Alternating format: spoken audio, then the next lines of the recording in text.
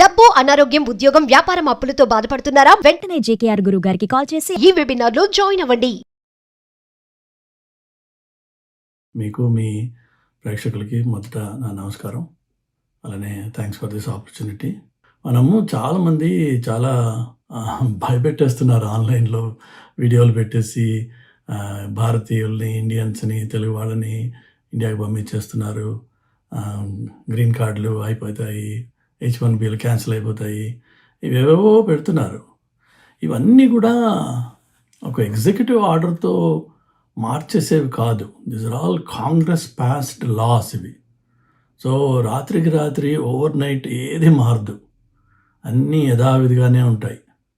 కానీ ఇంతకుముందు నేను కొన్ని వీడియోస్లో మీకు చెప్పాను ఏంటంటే, ఈ కొత్త ప్రెసిడెంట్, కొత్త క్యాంపెయిన్ అయిన తర్వాత వాళ్ళకి ఒక టార్గెట్ ఉంది. ఏంటి అంటే, ఈ ప్రైవేట్ జైళ్ళు ఉన్నాయి, వాటికి కాంట్రాక్ట్స్ ఇచ్చారు, వాటిని నింపాలి, జనాలను అందులో పెట్టాలి. సో ఈ రోజున డిటైన్ చేసిన వాళ్ళని కూడా మీరు చూసినట్లయితే ఓన్లీ 10% డిటైనీస్ మాత్రమే వాళ్ళ రెస్పెక్టివ్ కంట్రీస్కి కానీ వేరే కంట్రీస్కి కానీ డిపోర్ట్ చేయడం జరిగింది. 90% పీపుల్ ఈ జైళ్ళలో ఉంటున్నారు. అలాంటివి కొత్త జైలు కూడా కడుతున్నారు ఇంకా. సో వాటిని నింపడం కోసం ప్రస్తుతం వాళ్ళది ఫస్ట్ టార్గెట్. దాంట్లో ముందు హడావిడిగా కొన్ని రైట్స్ వేసేసి ఏవేవైతే స్టేట్స్ ఇక్కడ యుఎస్లో ఇల్లీగల్ ఇమ్మిగ్రెంట్స్ని బాగా ఎంప్లాయ్ చేస్తారో, ఫర్ ఎగ్జాంపుల్ ఫ్లారిడా, అక్కడ అందరూ ఎవరినైతే పట్టుకోగలిగారో పట్టేసుకున్నారు, వాళ్ళని లోపల వేసేసారు. నెక్స్ట్ మాకు హెవీగా ఈ ఇల్లీగల్ ఇమ్మిగ్రెంట్స్ మీద డిపెండ్ అయ్యే ఇండస్ట్రీస్ ఏమున్నాయో అవి ఏంటంటే, ఇటు నెవాడా కానీ, అంటే లాస్ వేగస్ ఎక్కడైతే ఉందో ఆ స్టేట్, దాని పక్కన Nebraska is the biggest meet producer for this country. అందులో 96% ఆర్ మేబీ 98% పీపుల్ ఇల్లీగల్ ఇమిగ్రెంట్సే ఉంటారు అక్కడ. కానీ ఆ స్టేట్స్లో, పర్టికులర్లీ నెబ్రాస్కాలో రిపబ్లికన్స్ చాలా స్ట్రాంగ్ హోల్డ్ అది. వాళ్ళు గెలవడం కూడా 50-60% పాయింట్స్ తోటి గెలిచారు. సో అంటే సూపర్ మెజారిటీ తోటి, విచ్ మీన్స్ దట్ ఎవరెవరైతే వాళ్ళకి ఓట్లు వేసారో వాళ్ళకి ముందే తెలుసు ఇలా జరుగుతుంది అని. కానీ ఎవరికి వాళ్ళు ఏమనుకుంటారంటే, మాకేం కాదులే, మా ఇంటి వరకు రాడేవాడు, ఆ దొంగడు పక్కింట్లో లూటీ చేసుకుని పోయాడు, కానీ మా ఇల్లు సేఫ్, మమ్మల్ని ఏం చేయడంట. కానీ దొంగవాడు దొంగతనాలు మొదలుపెట్టాక ఈ ఇల్లు ఆ ఇల్లు తేడా ఉండదు వాడికి. అట్లాగా ఇప్పుడు Nebraska is in deep trouble, Kentucky is another state which is in deep trouble, Nevada, Florida, Texas, ఇలా ఏవేవైతే డీప్ రెడ్ స్టేట్స్ ఉన్నాయో అవి already they are in deep trouble because వాళ్ళకి లేబర్ దొరకట్లేదు. సో వాళ్ళని ఆల్రెడీ లోపల వేసేసారు, జైలు నింపేశారు. వాళ్ళ టార్గెట్స్ వాళ్ళు ఒక జైలుకి కంప్లీట్ చేసుకున్నారు. అట్లా కొత్త జైల్స్ కడుతున్నారు, వాటికి కూడా జనాలు కావాలి. సో ఇప్పుడు ఈ మ్యాస్ హంటింగ్, మ్యాస్ లిఫ్టింగ్, ఆ మ్యాస్ వలలు వేసి జనాలు పట్టడం అదే అయిపోయింది. ఇప్పుడు నెక్స్ట్ ఏంటంటే, వాళ్ళు ఏం చేస్తున్నారు, ఇమ్మిగ్రేషన్ డిపార్ట్మెంట్లో అలానే పోలీస్ దగ్గర, FBI దగ్గర రకరకాల రికార్డ్స్ గత 20-25 ఏళ్ళవి తవ్వి బయటికి తీసి, ఎవరెవరైతే వాళ్ళ సిస్టంలో డిఫరెంట్ క్రైమ్స్ చేసి ఉన్నారో, అంటే డ్రగ్ పొజిషన్లో పట్టుకున్న వాళ్ళు, ఆ ఛార్జెస్ సబ్సిక్వెంట్గా డ్రాప్ చేసినా వాడు డ్రగ్ పొజిషన్లో ఒకసారి పట్టుబడ్డాడు అంటే now he becomes a target. లేదు, ఇంతకుముందు ఏదైనా DUI కేసు అయింది, వాడిని ఫింగర్ ప్రింట్స్ చేస్తారు కేసులు అయినప్పుడు. ఇక్కడ మగ్ షాట్స్ అంటారు, ఫోటో తీస్తారు, ఫింగర్ ప్రింట్స్ తీస్తారు. ఒకసారి అవి తీస్తే you will be in the system for good. ఏదో 7 years తర్వాత లేదంటే కొన్ని రికార్డ్స్ తీసేయడము ఉంటాయి ప్రాసెస్, కానీ but record only is disabled, but it's always there and it is accessible to the law enforcement guys. వీళ్ళు ఆ గత చరిత్రలన్నీ తవ్వి ఎవరెవరికైతే ఇంతకుముందు ఇమిగ్రేషన్ ఇష్యూస్ అయినాయో, ఏదైనా రిమూవల్ నోటీస్ దాకా వచ్చి వాళ్ళు సబ్సిక్వెంట్గా వేరే మ్యారేజ్ ఏదైనా చేసుకుని ఇప్పుడు మళ్ళీ ఆ మ్యారేజ్ ద్వారా గ్రీన్ కార్డ్ సంపాదించుకునే ప్రయత్నాల్లో ఉన్నారు, వాళ్ళని కూడా ఇప్పుడు వాళ్ళందరినీ, అలాంటి వాళ్ళని టార్గెటెడ్గా వాళ్ళ ఇళ్ళకెళ్ళి నాక్ చేసి పికప్ చేస్తున్నారు. సో అది ఈ స్టేజ్లో ఇప్పుడు అది నడుస్తోంది. సో ఒక విధంగా చెప్తే ఇప్పుడున్న వాతావరణంలో ఇండియన్స్ పర్టికులర్లీ ఈ కొత్తగా వచ్చిన స్టూడెంట్స్ కానీ H1B వీసా మీద ఉన్నవాళ్ళు కానీ జనరల్గా గత 5-6 ఏళ్లలో 10 ఏళ్లలో వచ్చిన వాళ్ళు ఎంప్లాయ్మెంట్ బేస్డ్ వస్తారు కాబట్టి ఇంకా అంత ముదిరిపోరు కాబట్టి వాళ్ళకి ఏమాత్రం లా ఎన్ఫోర్స్మెంట్ హిస్టరీ లేకుండా ఉంటే వాళ్ళు భయపడాల్సిన అవసరం లేదు. ఎవరు వచ్చి భుజం తట్టి నీ కాగితాలు చూపించమని అడగరు. ఒకవేళ అడిగితే మనం ఒక కాపీ క్యారీ చేస్తే వచ్చిన నష్టం ఏం లేదు. కానీ ఎవరు భయపడాల్సిన అవసరం లేదు. అన్లెస్ మనము బాగా తాగేసి మంచి సౌండ్స్ పెట్టి డ్యాన్సులు చేసి పక్కింటి వాడో ఎదురింటి వాడో పోలీస్ కంప్లైంట్ ఇచ్చాడు అనుకుందాం, యు ఆర్ ఇన్ ట్రబుల్. లేక తాగి డ్రైవ్ చేసి DUI కేసు అయినా అయింది, మైనర్ యాక్సిడెంట్ అయినా సరే you are in trouble. So all those people ఎవరెవరికైతే వెనక ఈ గత కాలంలో లా ఎన్ఫోర్స్మెంట్తో ఎన్కౌంటర్స్ అయ్యాయో they are in trouble. They have to be careful.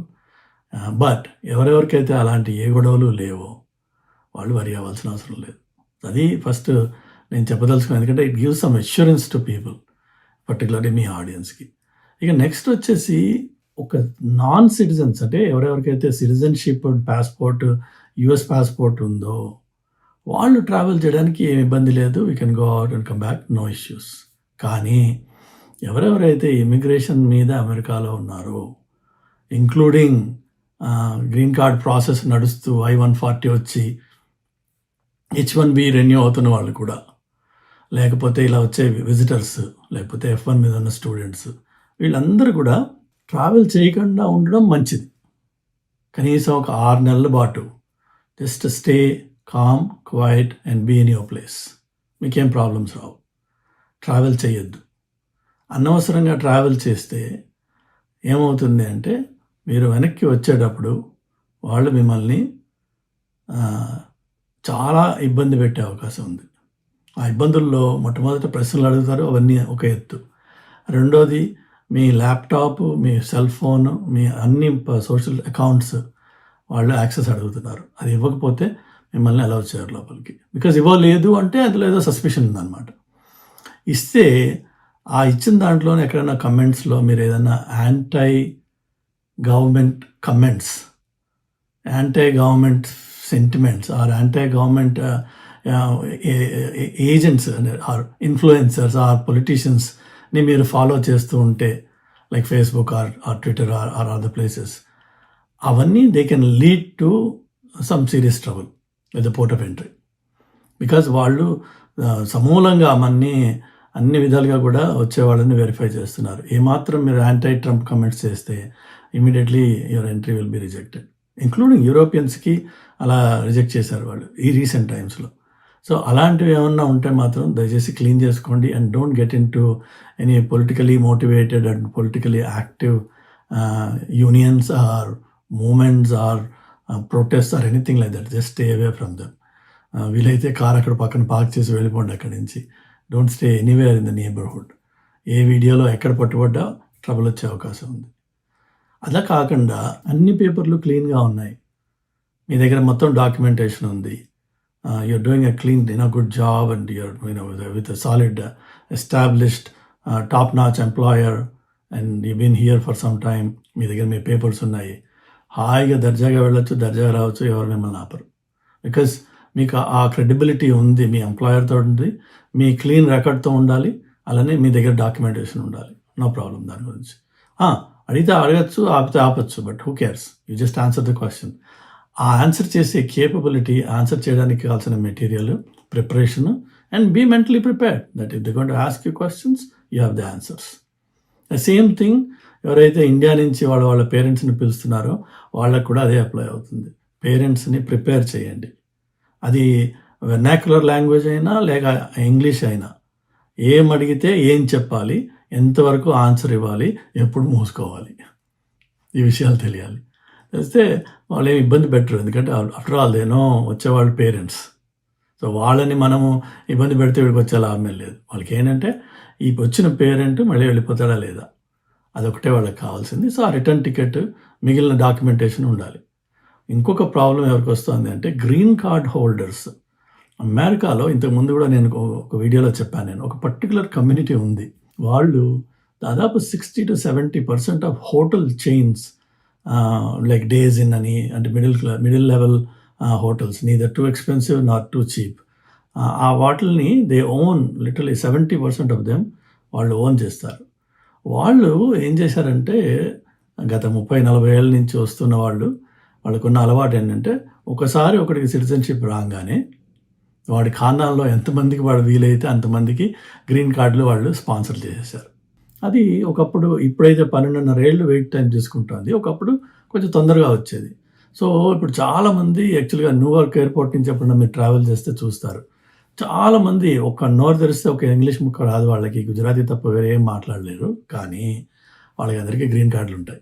వాళ్ళు సిటిజన్షిప్ తీసుకోరు, ఎందుకంటే వాళ్ళకి ఇండియన్ సిటిజన్షిప్ కావాలి, ఇండియాలోనే ఉంటారు వాళ్ళు. కానీ ఎవ్రీ 6 months ఇక్కడ 6 నెలలు, అక్కడ 6 నెలలు చేస్తూ ఉంటారు. ఇక్కడున్న 6 నెలల్లో వాళ్ళ హోటల్స్లో వర్క్ చేస్తూ ఉంటారు, వీళ్ళకి హెల్ప్ చేస్తూ ఉంటారు. వీళ్ళకేమో నమ్మకం వాళ్ళంటే, ఎందుకంటే ఆ కమ్యూనిటీలో ఆ ఫ్యామిలీ బేస్డ్ బిజినెస్ చేసే అలవాట్లు ఉన్నాయి వాళ్ళకి.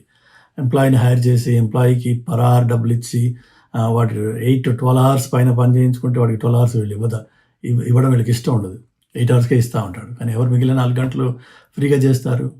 సో చుట్టం అయితే వాడు ఫిక్స్డ్ రేట్ చేసేస్తారు వాళ్ళు. సో అలాగా వాళ్ళు కొంతమందిని తెచ్చుకుంటూ ఉంటారు. అది వేలల్లో, ప్రాబబ్లీ లక్షల్లో ఉండొచ్చు ఆ సంఖ్య.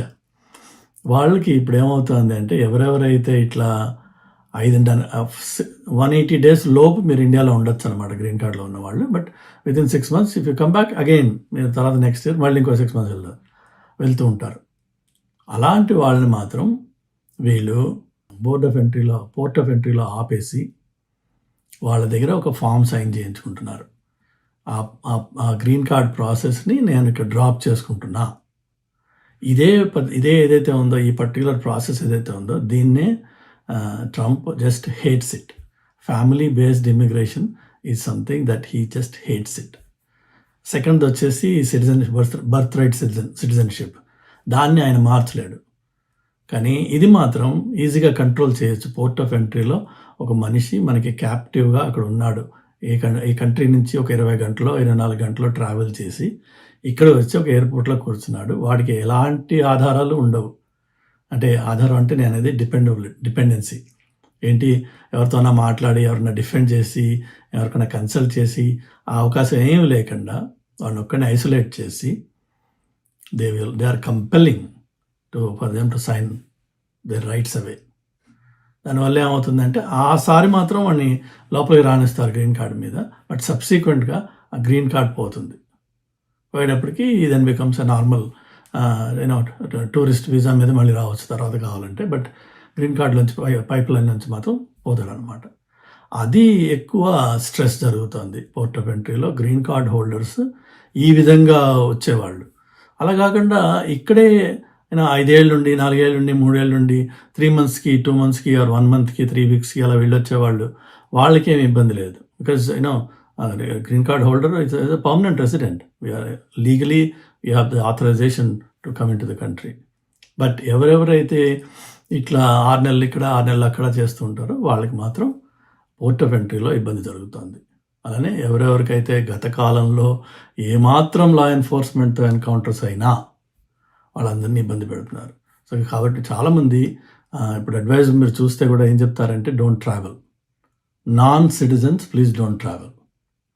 అది బ్రాడ్ బ్రష్డ్ అడ్వైజ్ అది. కానీ నేను అనేది ఏంటంటే, ఓకే నాన్ సిటిజన్ అయినా నీ దగ్గర ఒక క్రెడిబుల్ ఎంప్లాయ్మెంట్, దాని ప్రూఫ్, దాని స్పాన్సర్షిప్, దాని లెటర్, అలానే return tickets, and then you have a genuine reason ఎందుకు వెళ్ళావు. ఫైనలీ అడిగినప్పుడు ప్రశ్న ధాటిగా, కాన్ఫిడెంట్గా, క్లియర్గా చెప్పే కమ్యూనికేషన్ స్కిల్ ఉన్నట్టయితే హాయిగా వెళ్ళి రావచ్చు. ఇబ్బందులు ఉండనే ఉంటాయి, ఓకే, కొంచెం లెవెల్ ఆఫ్ స్క్రూట్ని ఒక 2 notches పెరుగుతుందేమో, బట్ అంతే తప్ప అంతకంటే ఇబ్బంది ఏమి ఉండకపోవచ్చు అని నా ఉద్దేశం. దయచేసి ప్లీజ్ కేర్ఫుల్గా ఉండండి. కంట్రీలో ఉన్నవాళ్ళు don't get in to any trouble, any sort of trouble. You are in big problem. Because వాళ్ళకి ఎలాంటి వాడు దొరికిన అకౌంట్ పెరగాలి వాళ్ళకి. So be careful.